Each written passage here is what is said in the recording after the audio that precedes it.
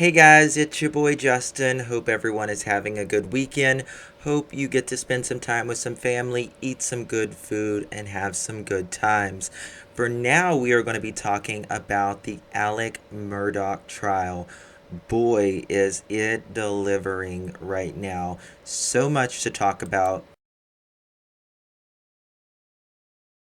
We got to talk about the jury. We don't get to see the jury on camera, but we do get to hear what the jury may be, what kind of emotions they are expressing based upon people in sitting in the audience. Also, we need to talk about Alec Murdaugh's pill addiction. I don't know how the man is still alive, to be quite honest with you, but we'll get into it. First, I want to say that all parties are innocent until proven guilty in a court of law. But I'm not a court of law, and I have my opinion, and it's just an opinion. But before we get into that, I want to talk about the jury. So, we obviously can't see what is happening with the jury. Cameras are off them. However, we do know, based upon the people that is sitting in the courtroom, how the jury is responding.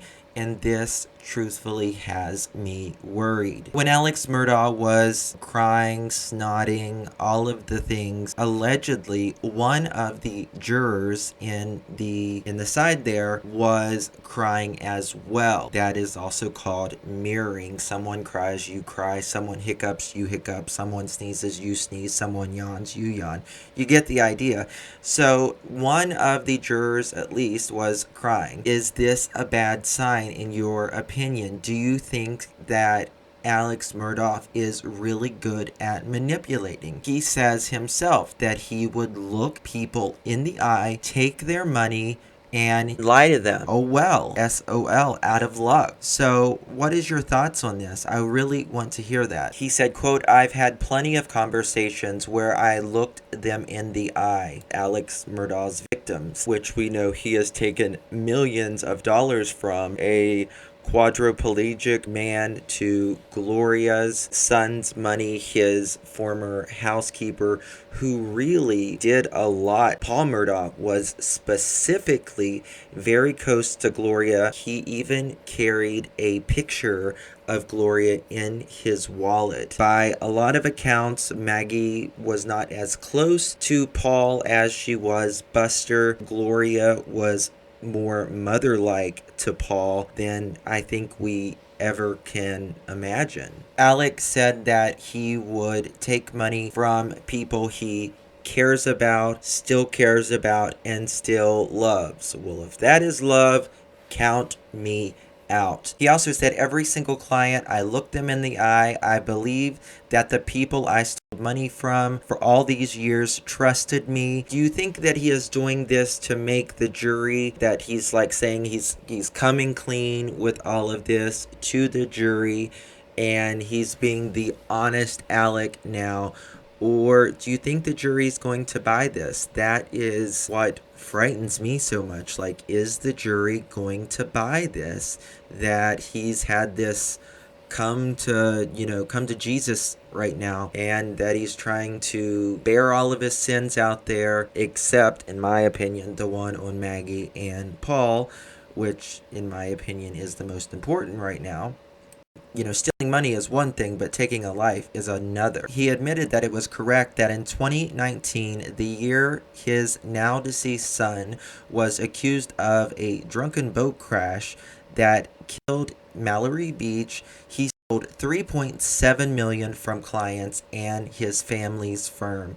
This man literally sold from his own family. And not to mention, he did this for years upon years. He got hundreds of thousands of dollars in salary bonuses, plus his base salary of $125,000 a year. But my question is, Alec, if you did this to your family members, stealing money from your clients, what else are you lying about? You had a latest confession about you admitting to the court that you were lying about being in the dog kennels just literally before your wife and son was gunned down, and you don't think that is suspicious? Of course you do. Otherwise, you wouldn't have lied about it, right? Right. He's trying to put it off on this social media saying that his son was murdered over the boat accident. But we also didn't know about the millions of dollars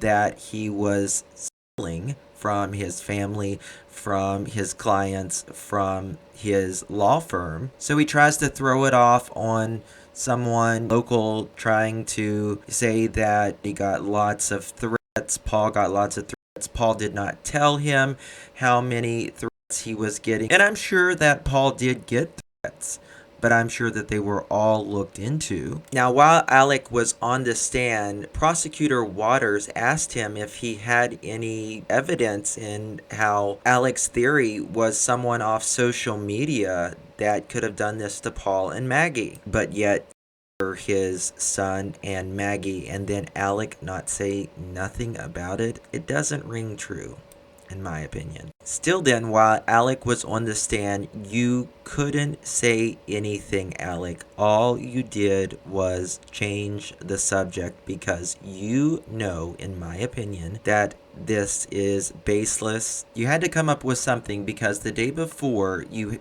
admitted in court to lying about being near the dog kennels with your wife and son just moments before they were shot dead. Not to mention, the night that the accidents happened, you rolled into that hospital and you were in attorney mode. You told everyone to be quiet. You tried to create confusion so that they wouldn't know that Paul was driving the boat. They busted you when they told you about that badge that you keep right up in either the dashboard or the console so people can see it at all times. You consciously got it out, put it on your side, and went into attorney mode. That was a way to intimidate people and for your authority to make sure that you were in control in this situation.